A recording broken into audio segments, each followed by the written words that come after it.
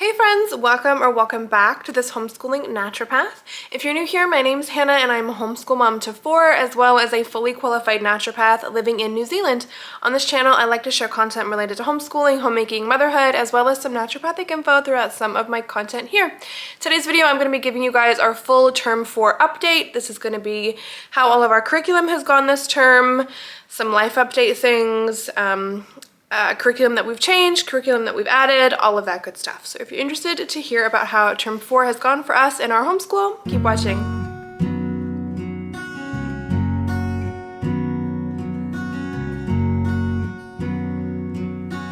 Alrighty, term 4 update. So how I like to lay out our homeschool year is we do 6 weeks on, 1 week off with a total of six week terms. And so we have just now come to the end of our 4th term. Yeah, our 4th 6 weeks, whatever. And so I wanted to update you guys on how things have been going. So to start off, I had very, very low expectations of what we were going to accomplish in our homeschool this term for a couple of reasons. Obviously, we have a new baby. He's actually 3.5 months old now at the time of filming this, but he still wakes like anywhere from 3 to 5 times a night. So I am very much still mentally and physically quite exhausted, and I still kind of feel like we're in a newborn phase. So yeah, I'm gonna keep riding on that and just keep giving myself grace when it comes to our homeschool and with life in general. Anyways, so that was one reason I went into this term with quite low expectations. But secondly, we have relocated city recently. I'm sure if you guys are regular viewers, you will already know that. You know we're in a different house at the moment, which is kind of weird if you think about it.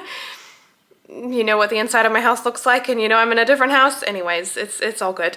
Yeah, so with that relocation obviously comes, you know, some things that could arise, right? So you know, finding a new homeschool group, making new friends, you know, adjusting to being in a new city.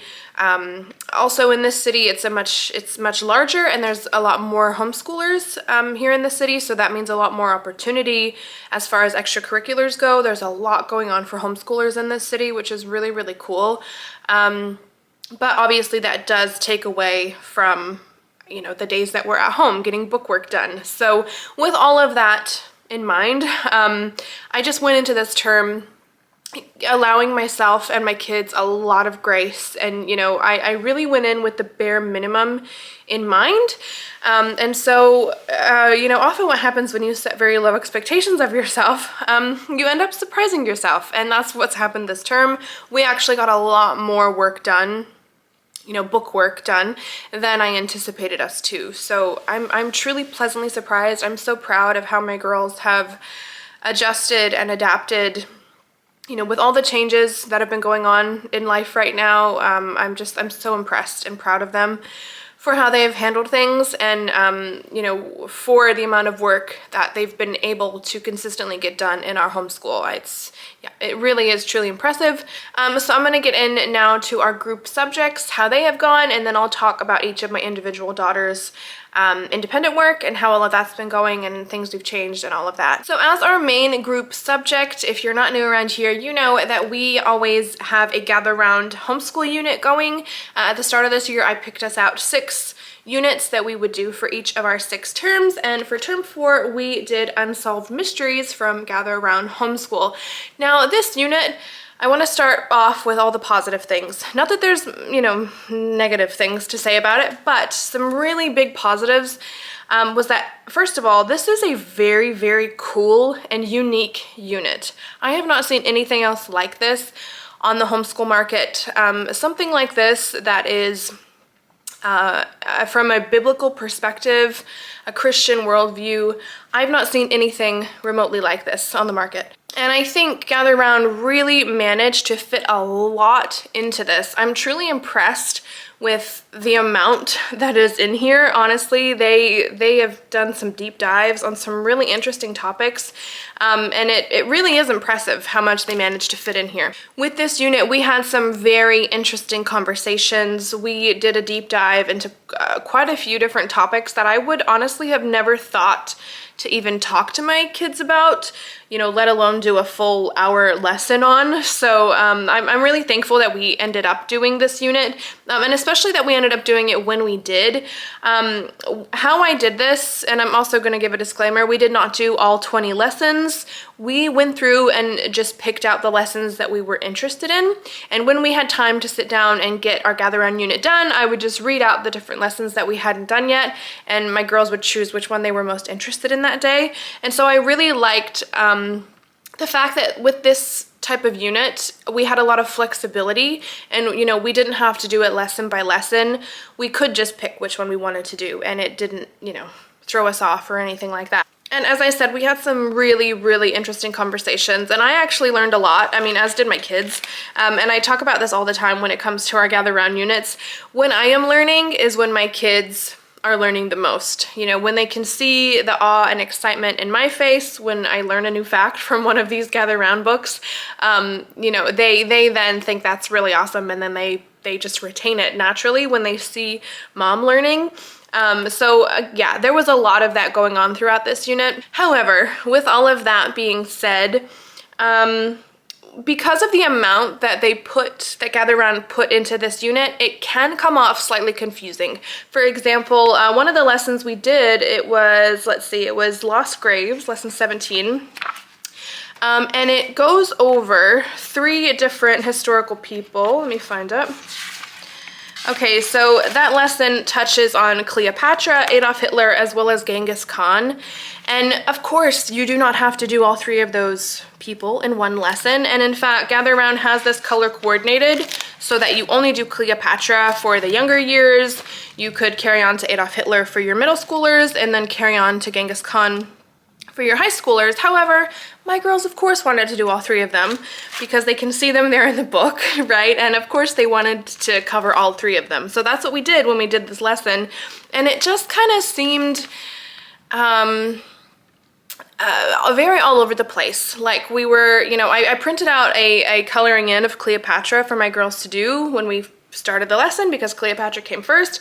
And so, you know, we're mid the Cleopatra lesson, talking about Julius Caesar, all these amazing things Cleopatra did as they're coloring their coloring in of her, and then boom, all of a sudden now we're in World War II Germany talking about Adolf Hitler, and then from there Genghis Khan. So it just it just bounced all over the place. In fact, my husband was actually home when we did that particular lesson, and even he was a little bit confused because he had heard us talking about Cleopatra, and then a few minutes later he came back in and we were on to Adolf Hitler, and he was kind of like, what are you guys doing? what are you guys talking about today? So that actually felt quite confusing. And also with that, we really like to deep dive into our gather round lessons, and it was kind of difficult to do that with some of these lessons that had so many different topics in one lesson because you know, wanting to finish the whole lesson, obviously we couldn't take a full hour talking about Cleopatra or a full hour talking about Adolf Hitler in one go. You absolutely could break this up, you know, and make it last longer and only talk about Adolf Hitler one day, talk about Genghis Khan the next day.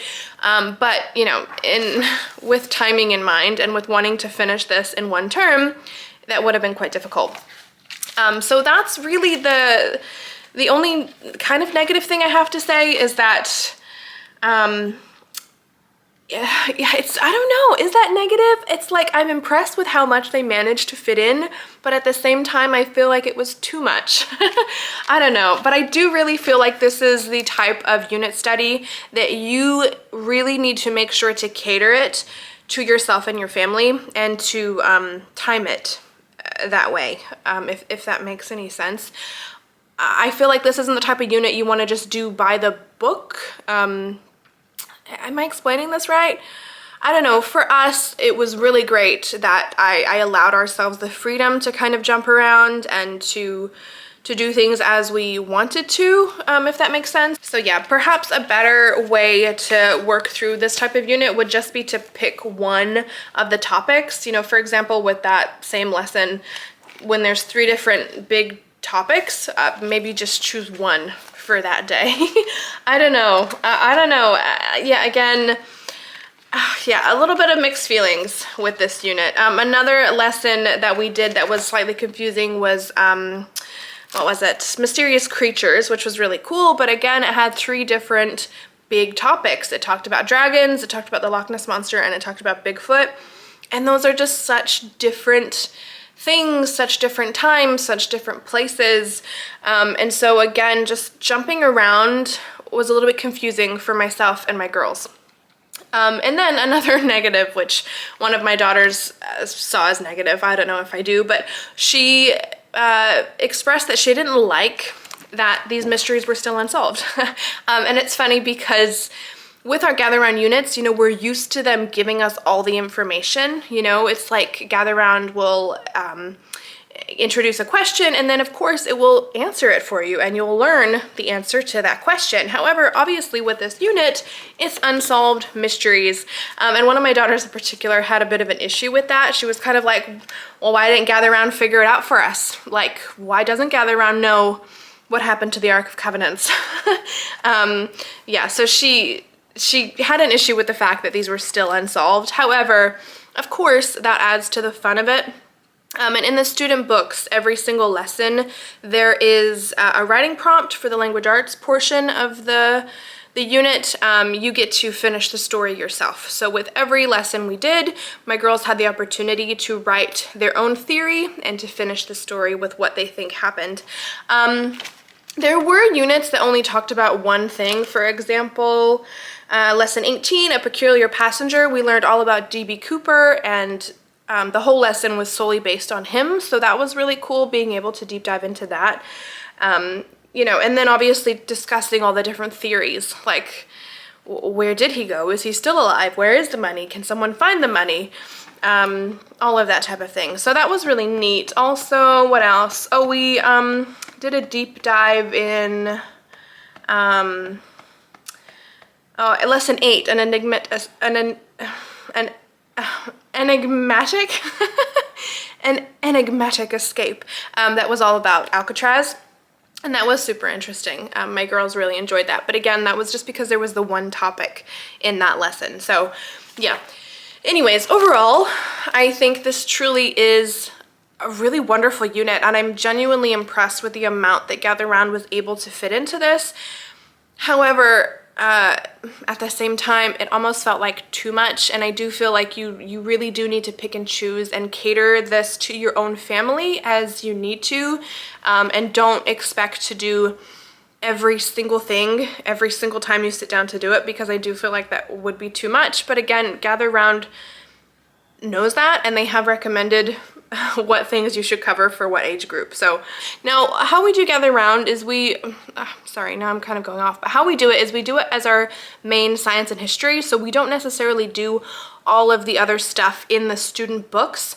And so for that reason, we didn't really get to all of the really cool things in the student book, but there are some amazing, like fabulous things in this student book that I was really impressed with. Throughout the whole unit, you go through like a crime that's happened. So the first lesson, there's like a jewelry store break-in, and every lesson you're kind of looking through evidence and analyzing like how crime scene investigators work to figure out who done it, basically, right? Which is really cool. Again, we didn't do this in order, so I can't say that my girls got the most out of those exercises, but I think it would be really cool to have done them in order and, you know, to have figured out who committed the crime at the end. Also, in the student book was actually a full Bible study on the book of Revelation, which, like, I was blown away with. Again, we didn't do this in order, so we didn't do the entire Bible study for the book of Revelation. However, I think that this was really, really cool and just fabulous how they managed to fit that whole study into this unit. I think that was, again, genuinely very impressive. So overall, Yeah, I'm impressed with this unit. I don't know if I've said that enough times. However, yeah, at the same time, it might have been a little bit too much. This isn't ranking super high on our best gather round units ever for those kind of random reasons, but we did enjoy what we did do from it, and I think it was the perfect unit to have done in this current season where we were able to kind of jump around with it. I feel like this is something I would like to pick back up again in the future. You know, maybe 2-3 years from now, this is a unit that I would revisit because there's a lot that you can obtain from this type of unit, and I would really like to do the student book well because those student books that go along with this unit are fabulous. And you know, not all of their student books are as in-depth as this one, so yeah, this is one that I would come back to.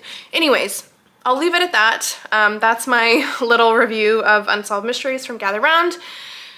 Let me know if you have any questions in regards to that because I don't know if I've explained it very well, but I'm sure you guys get the gist. Okay, now along with our Gather Round unit, I attempted to do a literature guide this past term.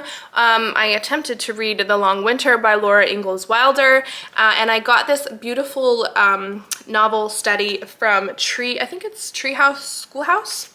Yeah, Treehouse Schoolhouse. We started reading this, and honestly my girls weren't overly interested in it. We got to about chapter 6 and then kind of put it aside.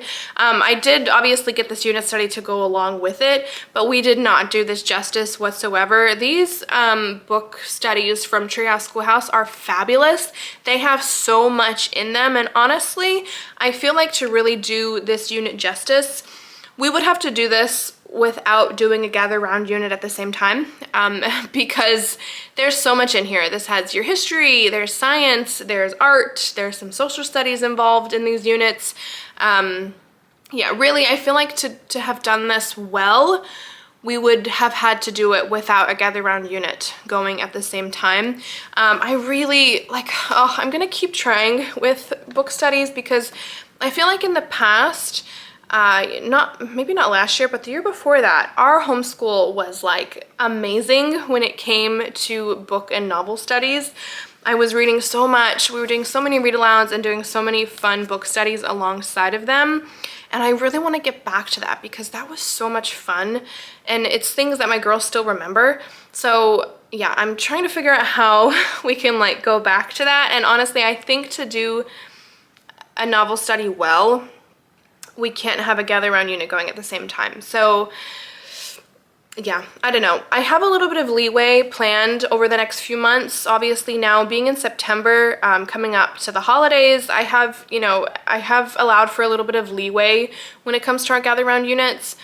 So maybe from now, I don't know, but maybe from now we'll just do novel studies instead of a full Gather Round unit.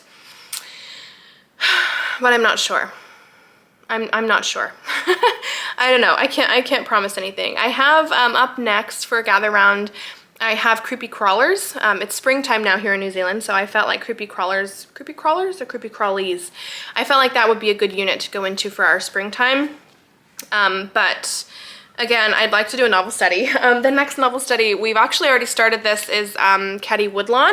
Is the next book that I've been reading aloud. I've just got the book on Audible right now, but I really want to get my hands on the hard copy, but my library doesn't have it right now. So anyways, yeah, I don't know.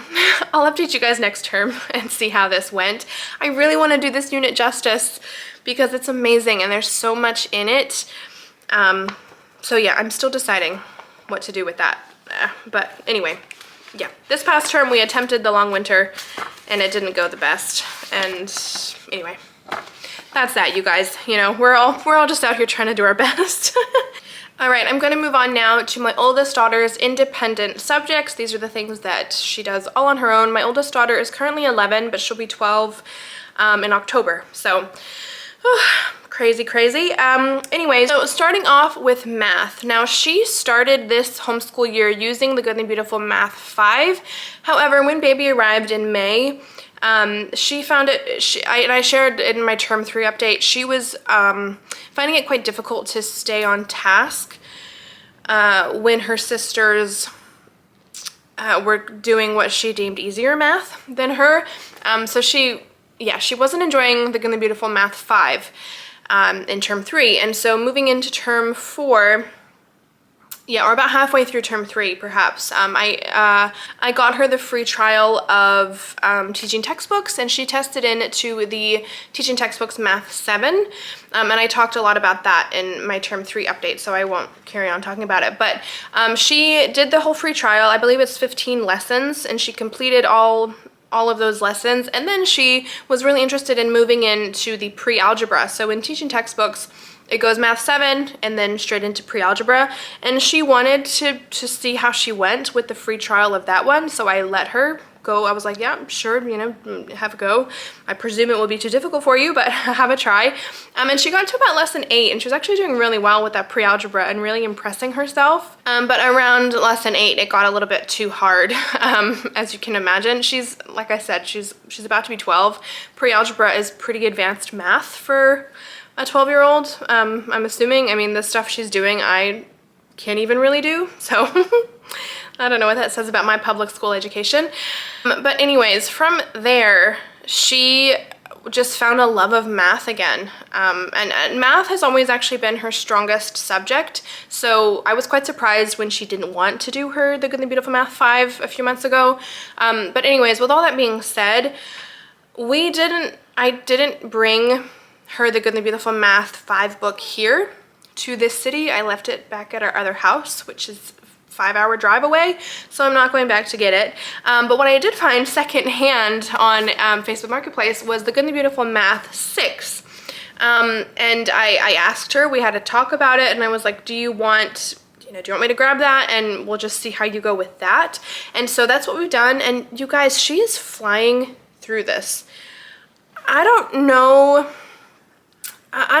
like, I'm not a math teaching expert. I don't know that it's good to skip things, and there have been things that have come up that she's had to work quite hard to understand, because stuff would have been covered toward the end of her Math 5 that she hadn't covered. But overall, she is like flying through these concepts that are very difficult concepts to grasp. Like, this is pretty hard math. But the main thing is that she's been really enjoying it. She's been really enjoying the challenge, which I think is like the most important thing. And so, yeah, right now for math, she is doing The Good and the Beautiful Math 6.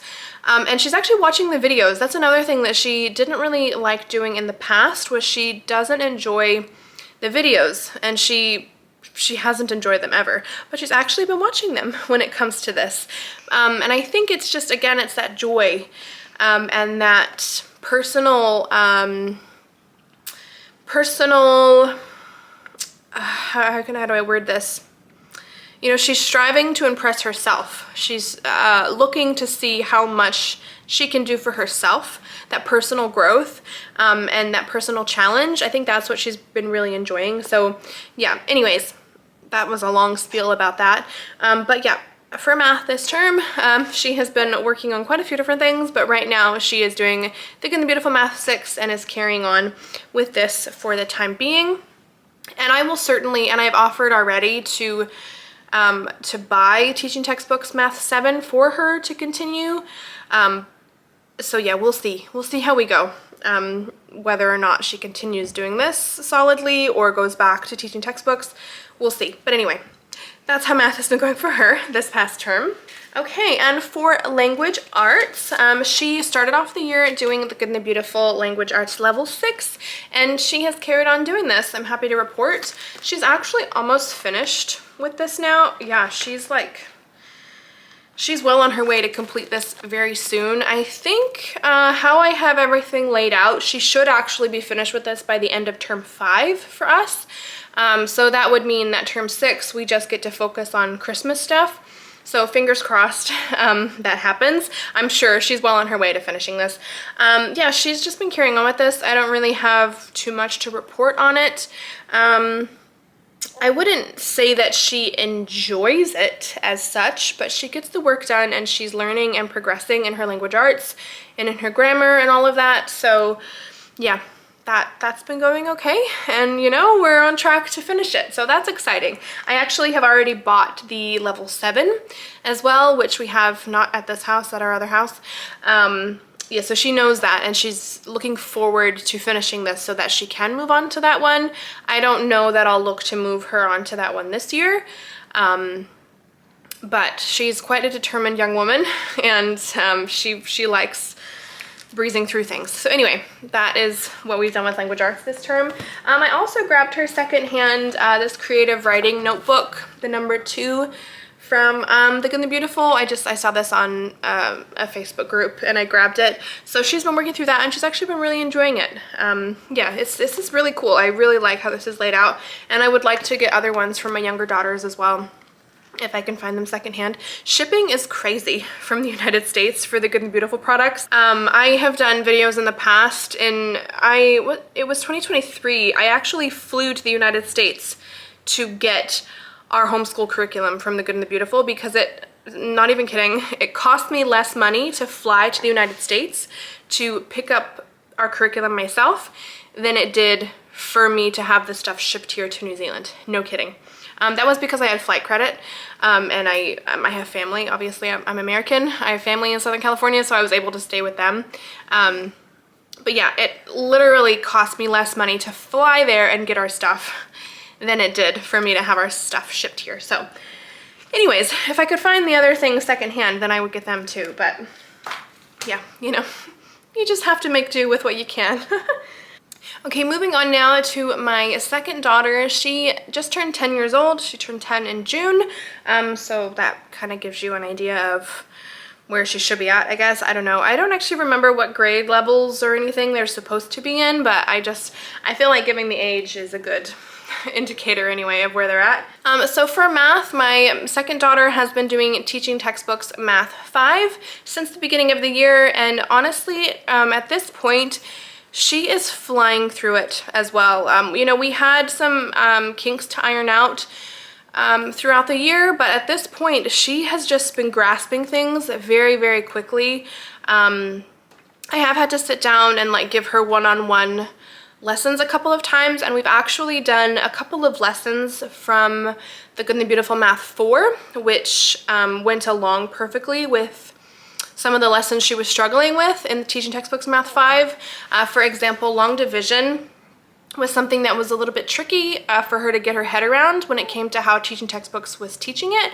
And so I've just printed out a few of the lessons related to long division from The Good and the Beautiful Math 4, and she has understood it perfectly now and knows exactly how to do it. So when it comes up on her teaching textbooks, it's very simple for her now, which is really cool to see. So yeah, she honestly at this point is just flying through her math and is actually enjoying it, which is, you know, the best part about the whole thing. So yeah, she's just going to be continuing doing that and hopefully be on track to finish it by the end of the year. Now for language arts, I can't remember where we were at in term 3 with her language arts. I have been doing quite a few different things for her language arts this year. We started off the year with master books. I believe the level 4 or 5 language arts for master books. I can't actually remember now. And then I moved her on to the orange book of learning language arts through literature, and she enjoyed that for a time, but again, when baby was born, things just kind of, you know, went a little bit crazy, as you can imagine. And I don't know where I left off with term 3 or not. But anyways, as of the moment, this term, she has been working on, first of all, Fix It Grammar. This is the Nose Tree volume. I actually bought this probably like 2 or 3 years ago. And she started doing it then. However, we ended up putting it aside because it was a little bit too hard for her at the time, and so I've gotten it back out, and she is again flying through this, which is really, really cool to see. I think this is this is like a fabulous grammar program, and really that's kind of where she's at and what she needs right now. So yeah, she has just been working on this and has been really enjoying the challenge of it. She also really likes that she's working towards writing a whole story. You know, she can see the whole thing at the back, and she finds it pretty cool that she's writing it all out, you know, almost like a little magazine editor. We have done editor-in-chief in the past, and she really enjoys that, and so I feel like this is kind of the next level up from editor-in-chief. This is like a more advanced version, if you will. Yeah, so anyway, that's going really well, and I'm happy that I got that back out for her because yeah, I feel like it was the right time. And then for spelling, again, this is something I had for her a couple of years ago that didn't really work out that well, but I got it back out for her. This is Spelling UC, the level C, and she has just been working through this and has been, again, really enjoying it. And is getting better at spelling. So that's the main thing. So yeah, for the time being, we're mainly doing her Fix It Grammar and her Spelling UC. And then I also have another book here for her that, again, I just grabbed out of our homeschool storage. Oopsies. Stuff's fallen on the floor. That I grabbed out of our homeschool storage space. This is just a Study Smart Scholastic book, and it's Write Better Sentences and Paragraphs for ages 9 to 10, and she has just been picking a page a day to do from this and has also been enjoying that. You know, nothing too extreme, but this just gives her you know, a little bit of space to practice her grammar and spelling and her writing skills. So that's been good, and she's been enjoying that. So for the moment, when it comes to language arts, that is really what we've been focusing on. Her spelling, her grammar, and then some writing, and she's also been writing stories here and there. We do have Night Zookeeper, and so she's been writing a lot on there as well. I will say, when I bought my girls the subscription to Night Zookeeper, I didn't really know the ins and outs of it.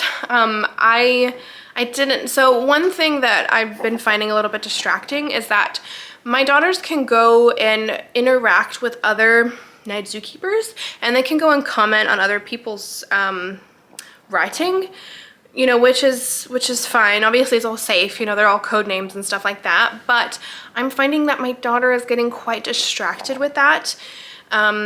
She's often, she's just very, very motivated to get on the computer and go comment on people's writing and interact with other people, and that's kind of not the purpose or the reason I bought it. So I have to say I'm a little bit disappointed with that. I wish there was a way I could turn that feature off, to be honest, so that she could focus more on that creative writing and, you know, and on the games, because yeah, it's quite distracting at the moment, I will say. So moving on now to my youngest daughter, who will be 8 years old this month. In the month of September, she'll be turning 8. So let's get onto her stuff now. All right, so for my youngest daughter, who will be 8 pretty soon here, she has been continuing on the Good and the Beautiful Math 1. This is what we started the year with and what she has continued with. And again, she's thriving in this. I really like the Good and the Beautiful Math, especially for younger grades. I think it teaches those early math concepts beautifully, and it teaches in a way that she can really grasp and understand well. So yeah, she's doing really good, and she's on track to finish this pretty soon as well. What lesson is she on now? Lesson 87 she's on. So yeah, she should be well on track to finish this when she's supposed to, before the end of our school year. So yeah, really cool. I'm really happy with this math and how it's gone for her this year, and I expect that she will continue with it, and you know, well, we'll see it through for the end of the year. Now for her language arts, again, we've done a variety of things. I started the year expecting to do All About Reading, and I did actually bring her All About Reading program here with us in case she wanted to go back to it, but at the moment she hasn't. So for reading, what we've been doing, you guys, is just continuing reading books. I always show the Booster A readers. She has read through all of these and continues to kind of grab them here and there. But for reading, what we mainly do is get books out from the library, or she picks one of these to read to me, and just reads. And I feel like that's kind of just where she's at right at the moment with her reading. You know, just getting in that practice and building that confidence is where she's at, and I am actually just so incredibly impressed with her and her reading. And it's so cool because she's the only child that I have taught how to read all on my own. My older two went to public school before we started homeschooling and knew the basics of reading. So it's pretty cool, you know, that she's my only child that I've actually taught how to read so far, and that she can do it. It's actually beautiful. I love it.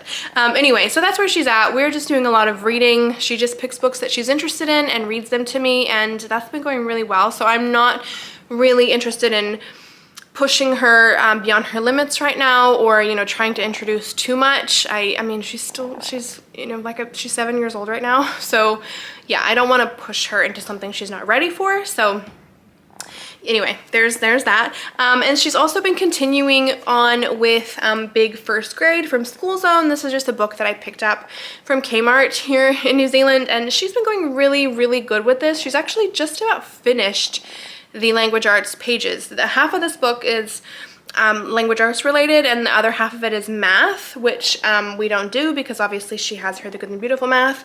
But yeah, this has been going really well as far as like phonics goes and all of that. So yeah, she still enjoys this. What she's also been doing this past term is Reading Eggs. I got her a subscription to Reading Eggs this past term, and she's been going really well with that. I think Reading Eggs is an awesome program. The only thing is that some of the games are a little bit like childish, if that makes sense. I don't know, some of the games are just a little bit young for her, and it is a little bit glitchy sometimes, which is annoying. But other than that, like the phonics portion of Reading Eggs is actually really great, and she's been learning a lot from that as well. So anyways, and then she is also currently working on The Good and Beautiful Handwriting Level 2.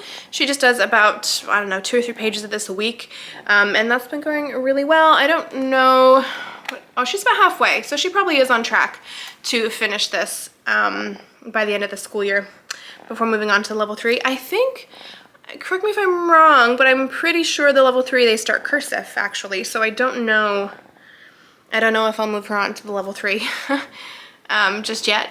But anyways, yeah, there's that. And she's also been continuing her mind benders from the Critical Thinking Co. She loves these logic puzzles, and we just do a couple of these a week and have a bit of fun with it. So yeah, that is my youngest daughter's work. All right, that is all of the bookwork that my girls have been working on this past term. Again, like I said, I'm pleasantly surprised. We actually got a lot more done than I was expecting us to. So overall, I'm just so happy and proud of my girls, you know, for their consistency and their perseverance through this season of, you know, new baby and moving house and all of that. So yeah.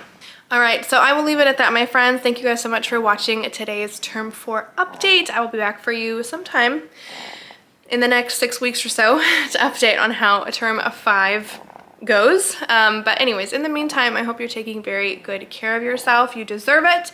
I will catch you guys in the next video. Bye.